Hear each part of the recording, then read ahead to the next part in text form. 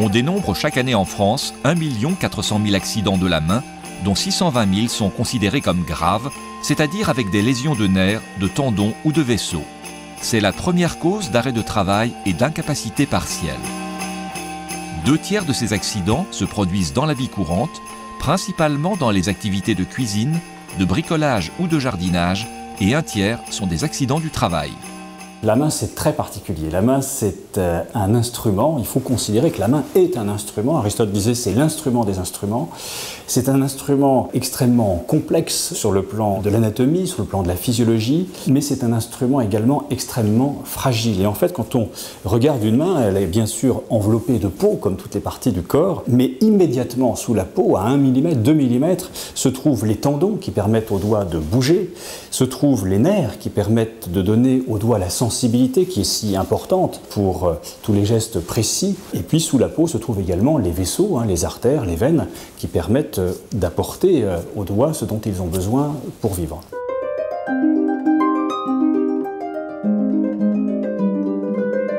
Une main, si on l'abîme, on peut la réparer. On a aujourd'hui des techniques chirurgicales, des techniques micro-chirurgicales ultra précises qui permettent de faire de très belles réparations. Mais malgré ces techniques de très haute précision, on ne pourra jamais, sur un doigt qui a été très abîmé, retrouver une fonction identique à ce qu'elle était avant. Donc il faut vraiment penser à protéger ses mains et penser que c'est vraiment notre instrument le plus précieux. Les risques sont quasiment partout. À la maison, donc c'est globalement ce qu'on appelle les accidents de la vie courante, et au travail. J'étais en train de servir et en voulant attraper un linge pour servir, j'ai vu une bouteille coincée et directement en voulant la rattraper, j'ai mal jugé, je l'ai écrasée dans le mur, ma main avec. C'est 10 armoires crochetées, j'ai décrocheté pour en prendre une et ça a basculé sur une barre métallique et ça m'a écrasé la main. C'est le doigt qui est resté en dessous en fait. J'étais en train de faire à manger, je coupais des pommes de terre et en m'énervant, ça a ripé. J'ai vu mon doigt partir en arrière, tendon coupé, tout ça. J'étais en panique, j'ai appelé les pompiers, ils sont venus me chercher, on m'a transféré ici. Cette question de l'orientation des blessés au niveau de la main, c'est vraiment une des questions les plus importantes. Ce qui compte, c'est d'aller dans le bon centre. C'est pas tellement la rapidité avec laquelle on va y aller, il faut se dépêcher d'y aller. Mais si on met une demi-heure, 1 heure de plus, c'est pas grave. Ce qu'il faut, c'est aller dans le bon centre où une équipe de spécialistes va pouvoir vous recevoir et, à partir du moment où ils sont spécialisés, s'occuper correctement des lésions. Ils ont diagnostiqué dès le début, dès le premier jour de l'accident, que j'avais perdu mon tendon et le deuxième jour, tendon, nerf, artère et une fêlure à l'os. Quand on ferme les yeux, on se revoit le doigt partir, tout ça, donc ça nous met dans une... Pas bien quoi en fait, on repense à tout ça et... Non, j'étais en dépression au début, je pleurais tout le temps. Les conséquences sont que je ne peux forcément plus utiliser ma main ni mon pouce à 100%. Pour le moment, j'essaie de travailler malgré ce handicap, j'essaie d'aider mes collègues comme je peux, j'essaie de faire d'autres postes de temps en temps pour aider, pour me rendre utile. J'ai été arrêté, je ne pouvais pas utiliser ma main, au moins mon arrêt de travail s'est terminé le 31 août. Donc oui, 10 mois sans pouvoir exercer mon activité. Là, à la suite de tout ça, je suis en procédure de licenciement pour inaptitude à mon poste. Donc pour ma part, oui, ça a été lourd de conséquences.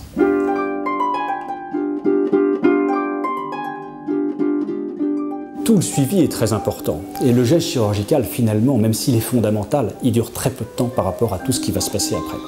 Cette prise en charge après le geste opératoire doit être faite là aussi par des professionnels spécialisés dans la traumatologie de la main. Que ce soit les infirmières, que ce soit les kinésithérapeutes qui ont un rôle extrêmement important dans la récupération d'une bonne fonction, nous devons travailler ensemble. Et c'est comme ça qu'est née la notion de réseau prévention main. Nous avons un certain nombre de professionnels et ces professionnels travaillent ensemble en réseau. Ce sont donc des chirurgiens, des médecins, des infirmières, des kinésithérapeutes, mais aussi, et ils ont un rôle extrêmement important, des psychologues et des assistants médico-sociaux. Il m'a beaucoup conseillé dans tout ce qui était tout ce que je devais faire au niveau administratif suite à l'accident du travail, dossier handicapé aussi, parce que je devais me lancer là-dedans. J'y connaissais rien, donc c'est lui carrément même qui a tout fait, toutes les démarches pour moi, on va dire. Il y a une psychologue Elle a su trouver peut-être les mots pour me remonter, on va dire. Montrer aussi peut-être que j'étais pas seul à ce moment-là.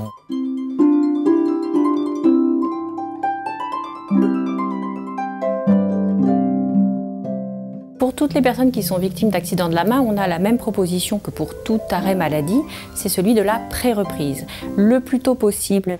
Pour bénéficier de cette visite de pré-reprise, elle doit être demandée soit par le patient lui-même, soit par son médecin traitant ou son chirurgien. La visite de pré-reprise, c'est avant la fin de l'arrêt de travail. Son intérêt est plutôt vraiment sur la préparation concrète des conditions de travail, et celle-là, elle est très vivement conseillée, mais pas obligatoire. Quand on m'a dit que je devais me faire amputer, j'ai eu cette première attitude de dire bah, c'est qu'un petit doigt, je m'en sers pas, mais en fait j'avais tout faux.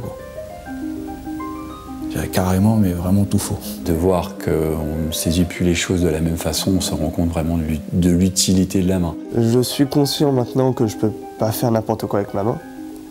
Donc j'essaye de compenser avec ma deuxième main.